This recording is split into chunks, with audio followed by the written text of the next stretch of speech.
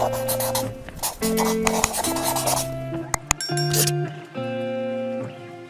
you guys, welcome back to my channel. My name is Heather and I have 6-month-old twins, Harper and Hudson, and I am here today to give you a 6-month update. If you were here back while I was pregnant and followed that whole pregnancy journey, I give updates all the time, like growth updates and updates on all the complications I was having. And so whenever I do these month updates, I feel like I'm just continuing on from like the same type of video I gave back then, which I love. Like I love to go back and look at them and listen to like the worriedness in my voice and just hear about the specifics of what was happening at the time and then look at them now. I literally told my husband Alec tonight, like, isn't it crazy just how we tried so hard to get pregnant and we were like so sad it took a while, and then we had twins, we had all these complications, and now we're just standing in our kitchen like holding 2 of them. It's really crazy. So I'm just really happy to be sharing these updates with all of you, and I have a lot to share today in today's 6-month update video. I want to share a growth update with you guys and then kind of where we are with like sleeping, eating for them, and kind of where I'm at 6 months postpartum, and I want to talk about milestones with you. So stay tuned. I have a lot to share and I'll keep it moving, keep it snappy. Please subscribe if you're not, and make sure to follow me on Instagram. I have a ton of content there, so be sure to check it out, and let's roll into the 6-month update. So first and foremost, I want to start out with growth updates. We had their 6-month appointment yesterday. Yes, 6-month appointment yesterday. So if you were here, like I mentioned before, for my pregnancy, both my babies, but especially Harper, had severe IUGR. They were growth restricted while I was pregnant. She was under 1% for growth pretty much my whole pregnancy, if not under 10% of the whole time, but majority I'd say was like 1, 2, or under 1%. And then he was low. I mean, he was like 10, 11, 14, he was low. So now Harper, my little peanut, she's still little, but she weighs almost 14 pounds. She's 13 pounds, 14 ounces. So I'm gonna call it 14 pounds at 6 months old, which is 10th percentile for weight. So we are finally, for the first time in like ever, not under 10%. She's at the 10%. And then she's 14% for length. I don't remember the length in inches. And then Hudson, he is like literally the same as 15 pounds, 14 ounces. So I'm gonna call it 16. So they're 14 and 16 pounds, which makes him, it was the 17th percentile for weight, but he is in the 63rd percentile for length, which is crazy. He's over average for length. He is just a long little bean, which is why he's pretty much in 6-month clothes. He doesn't fill them out like width-wise, but length, he's maxing those 6-month clothes out for sure. Harper literally still wears some 0 to 3 month, mostly 3 to 6 month though, and they are both in size 2 diapers. I think that goes up to 16 pounds. So after this Costco box runs out, we might have to switch to a size 3 diaper now, since Hudson is tipping the scales at 16. So that's where they are growth wise, which is great. And I'm gonna roll that into a feeding update. I am still breastfeeding these babies, which I'm really, really proud of. 6 months was my goal. There were for sure moments I'm like, there is no way I'm making it to 6 months. And I did, and I am gonna keep going. I enjoy the bond. We have a rhythm. It's been nice because it has helped me lose weight. I have been one of those moms that has been able to drop weight breastfeeding, which I am grateful for, and I'll get into that when I give my own update. But we're gonna keep going with breastfeeding. There's just so many benefits to it, and my body is still producing. So I do not tandem feed hardly ever. They're just too big. They reach, they grab each other, they scratch each other. It's stressful on me, and I don't feel like they eat for very long because they are distracted eaters at 6 months old.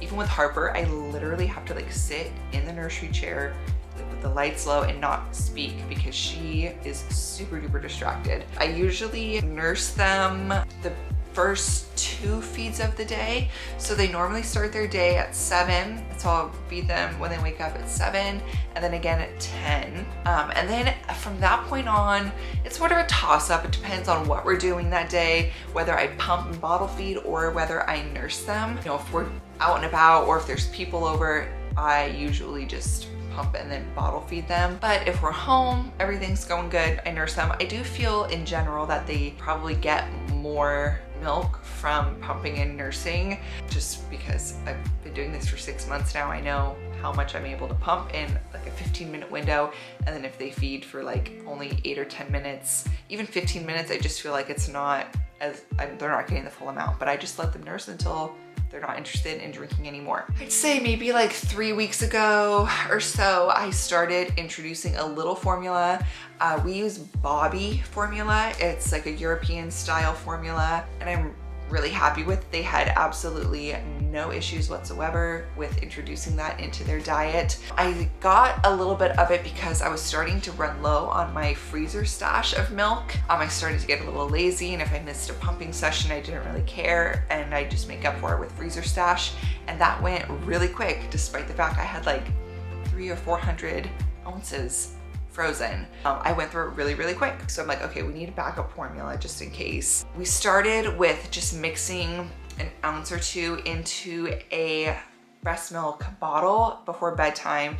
And that's still usually what I do. There's been a couple of times when I have used a formula bottle. I usually, as much as I'm able to, put a little bit of breast milk into it, even if it's like an ounce of breast milk and then like 4 ounces of formula. I'll do that. And I'd say maybe once every other day we incorporate formula. Like tonight, for example, I gave them probably 3 ounces of breast milk and then 2 ounces of formula to give them a good 5-ounce bottle. In general, they eat 4 to 5 ounces per bottle. Usually that's just with breast milk. I feel like if at this age, if they're fully breastfed, then about a 4-ounce bottle to 5 ounces, depending on the baby, usually suffices. At least it does for my babies. Okay, let's talk about sleeping. So if you guys follow me on Instagram, you know that we have been struggling with sleep since a 4-month sleep regression. Before that, I'd say at a week 8, like around week 8 or 9, they really started sleeping super well. And then close to that time, Hudson started sleeping through the night. Harper would wake maybe once, maybe twice to feed during the night, and they slept in snooze in our room. Then they hit the sleep regression and they kind of were waking up more and more. Hudson was starting to get too long for the snoo. His head was hitting it. So a week or so after they turned 5 months old, we moved them into their cribs. But since then, it has just been really, really hard. They've been waking up multiple times a night.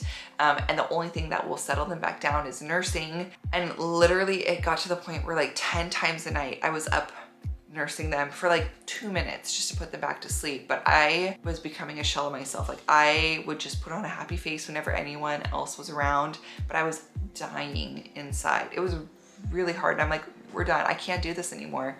I'm not going to be a good mother to them if I am feeling like an absolute shell of a human being. So we're like, okay, let's do sleep training finally at just about 6 months old, which is 5 months adjusted, by the way. The babies were born just about a month early, so it works out well. Like at 5 months is kind of the earliest you want to start sleep training, and that makes sense because they're 6 months, but 5 months adjusted. Once you're a parent, you're in this, like it just is so like duh. If you're not in this world, there's a lot of explanation, I feel like. So anyways, it's been 3 nights that we have been doing the ABCs of sleep from taking care of babies. So what I've done is a bit of a modified version to hers, not much, but you kind of do increments where you let them cry and then you check in on them. So instead of rewarding them for the crying and picking them up and feeding them or whatever, you just reassure them that they're safe and you're here, you haven't abandoned them, and then you do that quickly and then leave. So I go in at 3 minutes, 5 minutes, and then like 8 to 10 minutes. And we've never once actually had to go that full 10 minutes. They've put themselves to sleep, which is great. They always put themselves to sleep, but it's like the waking up in the night that's been tough. Last night was night 3 and they slept through the night, which like, hello, can you see the smile on my face? It was like life-changing for me. I got a 7-hour stretch. Granted, my body's used to nursing. So after a 7-hour stretch of sleep, I woke up, I'm like, yay, we gotta go pump. But they're in their cribs, in their own crib next to each other in their nursery. So that is the sleep update. So let me give you a me update. I don't have all that much to say. I'm so grateful that I have not struggled so far with postpartum anxiety or depression. That is just so common.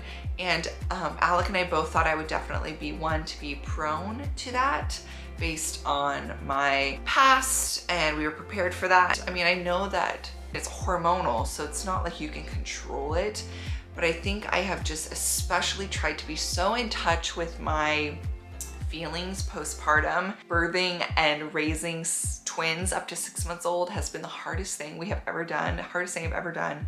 And I've just tried really hard to let myself feel that. And if it's tough, like I cry like maybe once a day or every other day. Like I'm for sure, like I'm tapped out all the time. It's so hard, but it's just equally as much like fun, and you're just so full of love, and you just look at them and I'm like, Harper, Hudson, like I have two, like I love you so much. My biggest thing is that I don't want to look back on this time of life and think that I was so miserable, because you are just sleep deprived, and you know, it's just so constant. I tell people that all the time, and if you're a twin mom, you know, and hopefully you're able to like understand it from my repetition, that it is constant with twins. Like there's always something, and it's always someone, like it's all the time.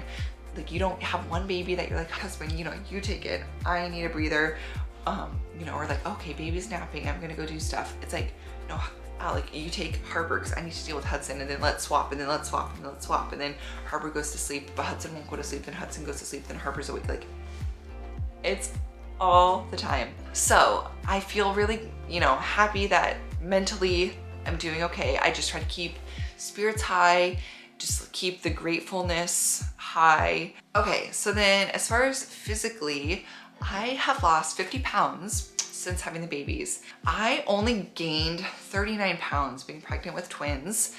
They were, you know, again, if you know my pregnancy journey, they were really, really tiny.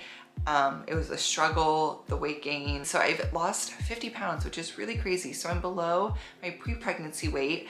But that being said, like your body for sure is different after you grow and birth twins. Overall, I'm feeling good. I'm loving breastfeeding because I can eat literally whatever I want because I am still fully breastfeeding these twins, which has been great. Workout wise, not a lot. I go on walks as much as I can, though the weather has turned quite wet here in the Seattle area, and literally just like up and down all day long with the twins and holding them. Like my arms are shredded. Or speaking of arms, one thing, I don't think I've talked about it on here, but I have mentioned it on my Instagram. At about 8 weeks, my wrist pain in my right wrist was so intense. I went to an orthopedic surgeon, and I had something called de Quervain's syndrome. Basically, a lot of moms can get carpal tunnel. They call it mommy wrist because your body's just adjusting to now you're like holding a baby and your wrist kind of bends like this.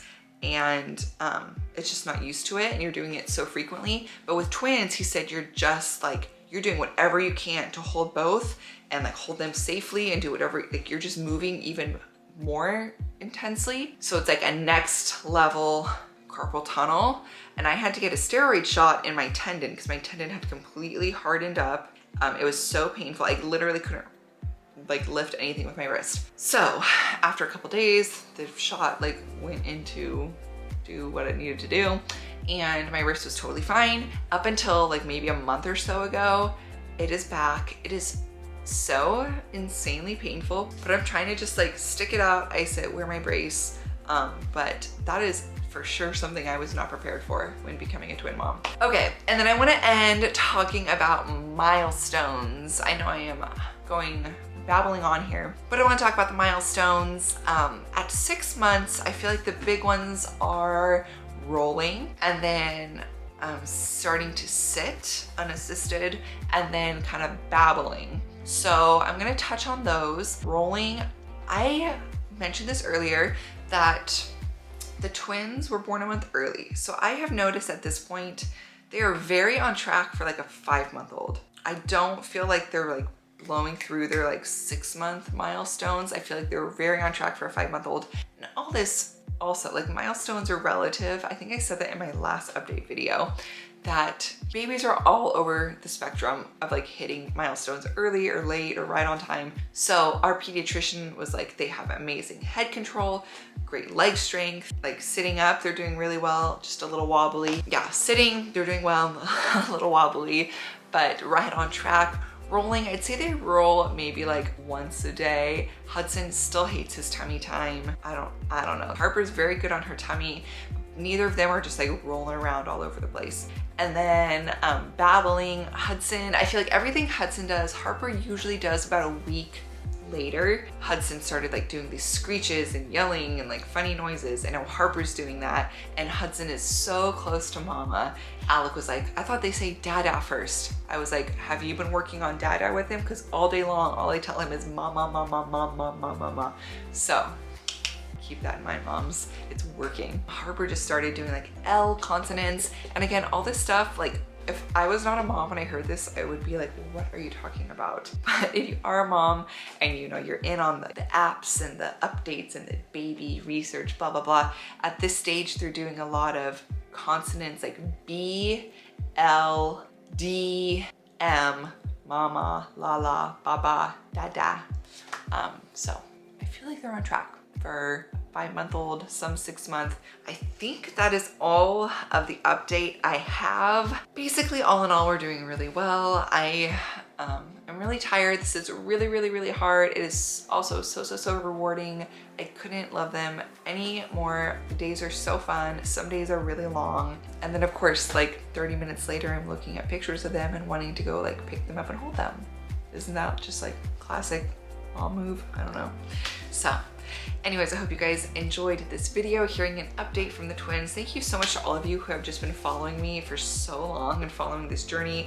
I get messages every single day of people who are like, I followed you since you were pregnant. It's amazing to see where they are now.